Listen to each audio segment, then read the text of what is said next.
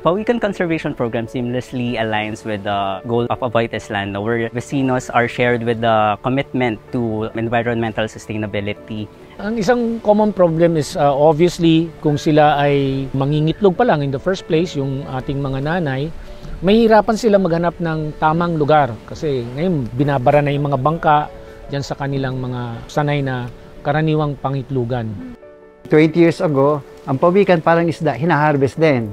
Ang itlog, hinaharvest din. Pagkain, food, and then ibinebenta sa palengke. Pero ultimately, nakita namin, kasi ang pawikan ay food balancer of the ocean, nagdidwendel ang mga isdang nahuhuli. Kaya nagkaroon kami ng mga effort, conservation.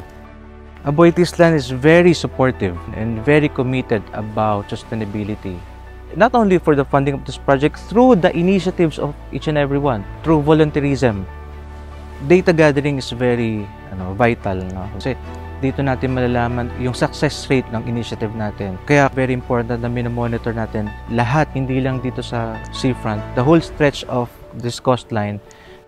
I would say mga 70 to 80% na ngayon yung ating success of hatchery, which is truly good because again, as I said, nature is responsible probably for about 50% na survivorship. Kung 50% lang, parang baka through time, umunti ang ating mga pawikan kasi nabawasan ang kanilang pangitlugan. So kailangan talaga natin silang tulungan and that's why tinatawag natin itong Pawikan Conservation Project.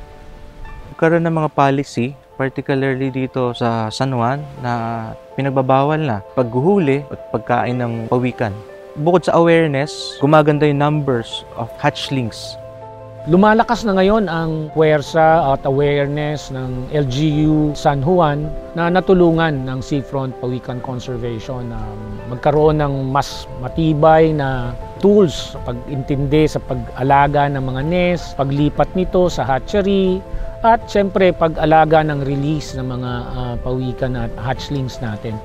Every time there's a release, these are important reminders that you have to impart with people around you so that they engage with you, they know the value of this moment, and they know how they can continue with that legacy.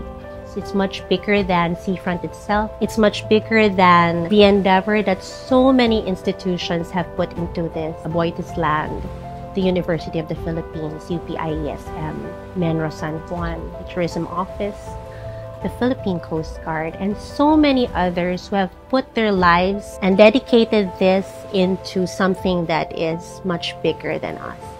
Aboitiz Land is very committed and supportive with regards to sustainability, not only for the funding of this project, of course, yung mga volunteers and the vecinos, yung effort nila, yung presence nila, the moment na nag-register sila, they say yes for this project. Yun yung nakikita natin na very important, very vital dito sa project natin, yung call for action. So I encourage everybody to be part of something bigger than yourself. Be part of something that makes your life meaningful. Personally, I am proud of what we have gone so far with the Pawikan Conservation Program.